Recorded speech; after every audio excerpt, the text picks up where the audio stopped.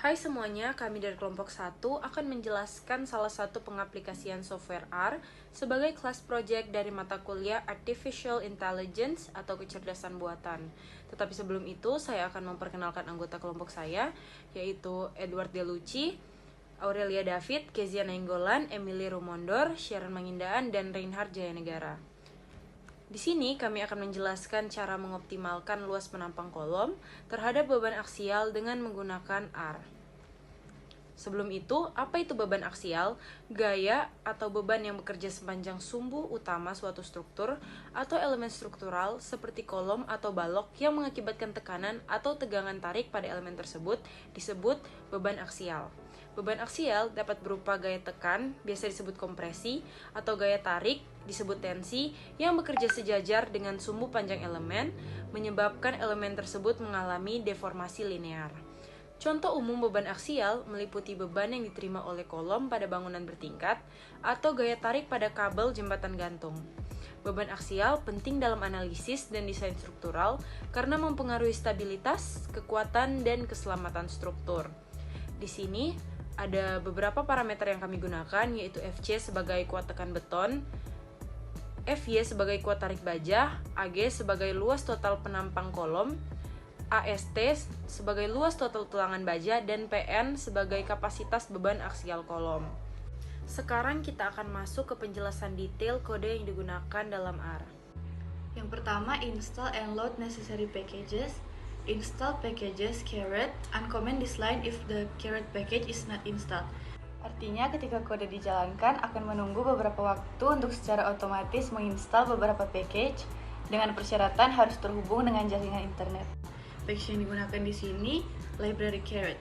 Selanjutnya, create the data frame. Data yang didapatkan dari data frame yang pertama FC sama dengan C 30, 35, 40, 25, 45. FY sama dengan C 400, 420, 380, 410, 390.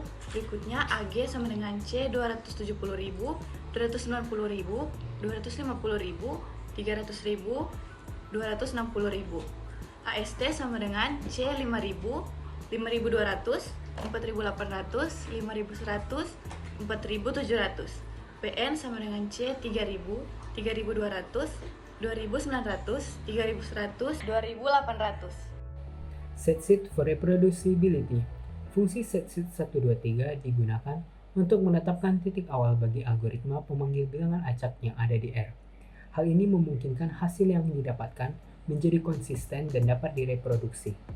Angka 123 merupakan angka sembarangan dan angka tersebut dapat kita gantikan dengan angka lainnya. Lalu create training and testing datasets. Kode ini akan melakukan pembagian dataset menjadi dua bagian. Yang pertama, dataset pelatihan, dan yang kedua, dataset pengujian. Fungsi create data partition dari paket caret digunakan untuk membuat indeks pelatihan. Parameter data PN menunjukkan bahwa pembagian dataset didasarkan pada kolom PN dari data frame yang telah ada. Parameter P sama dengan .8 menetapkan bahwa 80% dari data akan kita gunakan untuk pelatihan dan sisanya 20% akan kita gunakan untuk pengujian. Selanjutnya list sama dengan false, berarti hasil yang dikembalikan adalah vektor indeks bukan daftar. Lalu times sama dengan 1 menunjukkan bahwa pembagian ini dilakukan satu kali saja, bukan beberapa kali. Data train index. Komen ini membuat data frame baru yang disebut data train, yang hanya berisi baris dari data yang indeksnya ada di train index. Ini adalah dataset pelatihan yang akan digunakan untuk melatih model. Dataset data minus train index. Sebaliknya, komen ini membuat data frame baru yang disebut data test, yang berisi baris dari data yang indeksnya tidak ada di train index. Ini adalah dataset pengujian yang akan digunakan untuk menguji model yang telah kita latih. Lalu kita masuk untuk training model atau melatih model yang sudah dibuat, yaitu dengan persamaan model sama dengan train yang di dalamnya ada PNFC plus FY plus AG plus AST, data sama dengan data train, dan method sama dengan LM. LM adalah model regresi linear.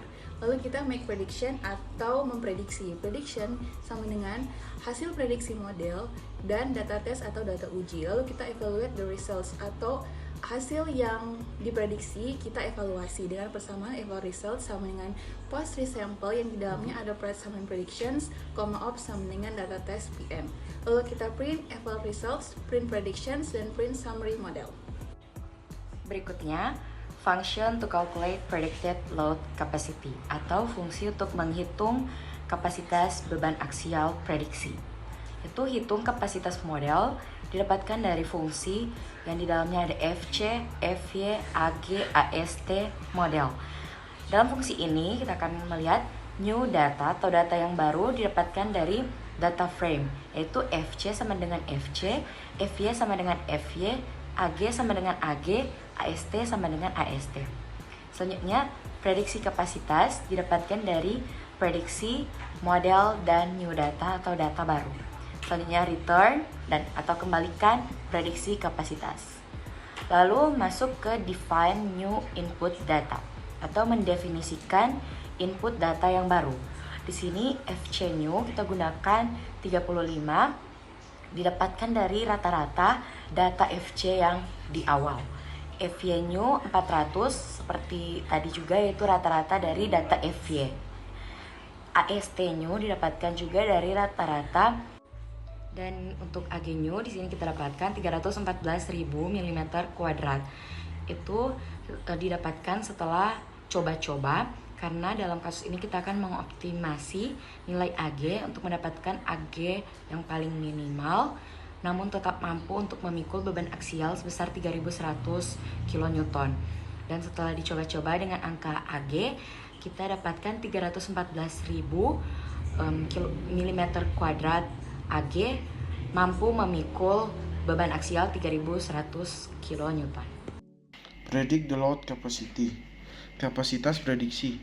Hitung kapasitas model FC new, FY new, H new, AS new model. Di mana FC itu sama dengan kuat tekan beton dalam satuan MPa, FY itu kuat tarik baja tulangan dalam satuan MPa, AG itu luas total penampang kolom dalam satuan milimeter persegi, kemudian AST itu luas total tulangan baja dalam satuan milimeter persegi, kemudian PN yaitu kapasitas beban aksial kolom dalam satuan kilonewton. Berikut ini kami akan menampilkan video ketika kode-kode ini di-run menggunakan program RStudio.